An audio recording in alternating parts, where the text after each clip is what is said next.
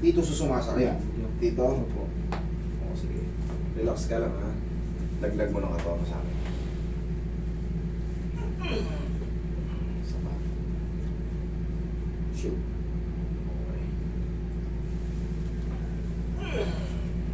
Sige, higang patagilid tayo doon. Itong kaliwang pinakasay, no? Sige, tagilid ka. Sumasakit ba yung dito mo o dito siya banda? Dito po ito. Ayan. Ito? Ito? Sige, tihaya ka muna. Hindi rin banda sa likod, ha? Dito po ito. O, sige.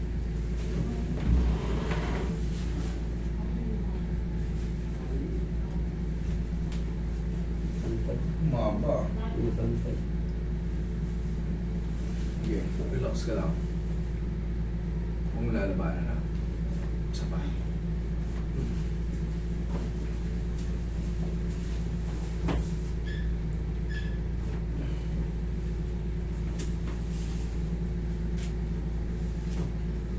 Okay, relax lang.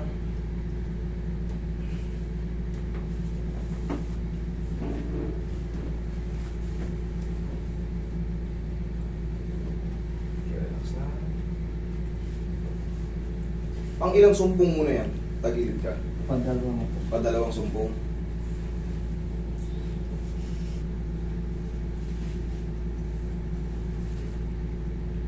O, dito idol, ubus na rin tong ano mo. Relax lang. Kabilang side.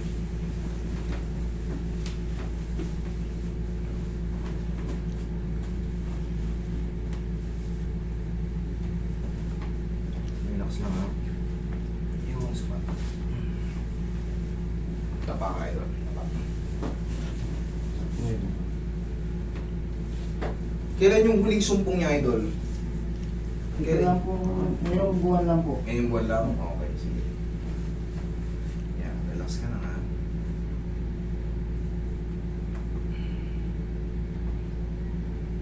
Ayan. Ito, kung lalabanan na. Yun, sapat. Diyan lang muna.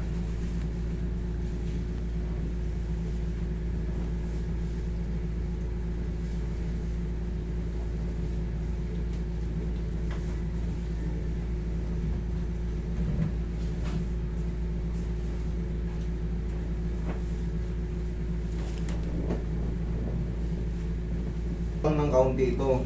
Pero hindi ka naman nasasaktan dito pag pinipindot ko to. Diyan po ba sakit? Itong nasakit, Opo. sabi ko na eh. Dalawang aspetong tinitignan ko rito eh. Isang lumbar, ito raw masakit, itong nakalutang na to. Oh. Ito idol, oh. Parehas kasi yan. Ito yung pinahihawaan ko. Ayan po yung master. No, ito raw medyo masakit. Sabi na nga ba eh. Tagilid na yung bayaw niya. Tagilid na nga eh. Baka naman pag nagkakatay ka, eh, nakaganon ka. Minsan po. Meron. Nakaganyan ka. May Minsan angulo pong ganyan. Minsan, Kasi yung lamesa po eh. tagilid. ah, Oh, iyon ang papalitan mo. Iusog mo yun. Relax lang. laging dapat nakaayon. Mm-hmm. Sumusunod sa katawan mo yun. Siyempre, pag maghapon kang naghihiwa, nakatayo, tihaya ka doon. Masasanay yung mga muscle mo na nakapaganon, tsaka yung buto mo. Siguro nakapaganon ka, Hindi mataas din kasi yung sakal. medyo mataas. Pero ang mahalaga, iposisyon mo yung sarili mo. Huwag kang nakaano. Kasi medyo lumalabas na yung dito mo, idol, oh. Itong kaliwa. Base kasi rito, oh. Halika rito. Ito mo yung video. Ayan, hindi ko hawakan. Tingnan mo, alin mas mahaba, oh. Tingnan mo. Oh. Ilalim, oh. Mas mahaba na to.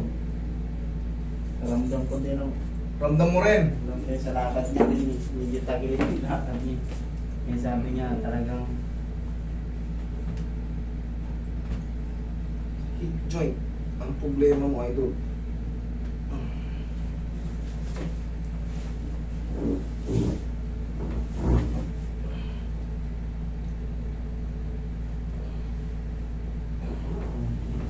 Tagilid ka. Sasauli natin. Relax lang ha.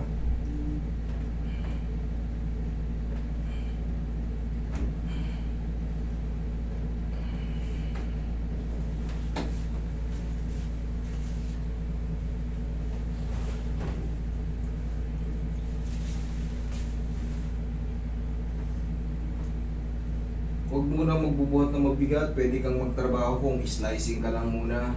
Pero kung ikaw pa magta-transfer ng mga baboy, huwag muna. Pansamantala lang, kahit mga 4 to 5 days para maka-recover, no? Makapahinga. Hindi na mo magkakalas. Ikaw na muna sa slicing.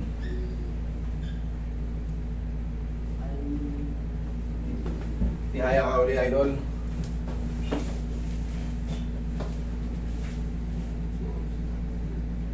Usog ka nga konti. Lagpas yung paa mo rito eh. Yan, medyo matangkad eh. Konting-konti na lang, idol. Ito yung mahaba. Ito pa rin yung hahatakin ko. Relax lang.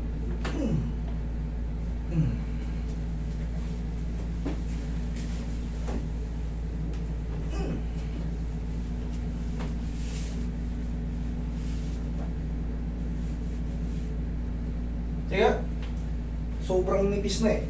Nakalakad ka nga, tignan mo nga. Correct mo. Ano mo, ano na bago? Ha? Iba lang. Iba na. Okay, idol. You have to rest. Kumbaga, siyempre, meron tayong tinatawag na healing process. Siyempre, dahil ang trabaho mo, mabigat. Eh, siyempre, baboy, malalaki. For the meantime, sa ano ka lang muna, sa hiwa-hiwa ka lang muna, ha? Okay? Tapos 45 days, obserbahan mo. Okay?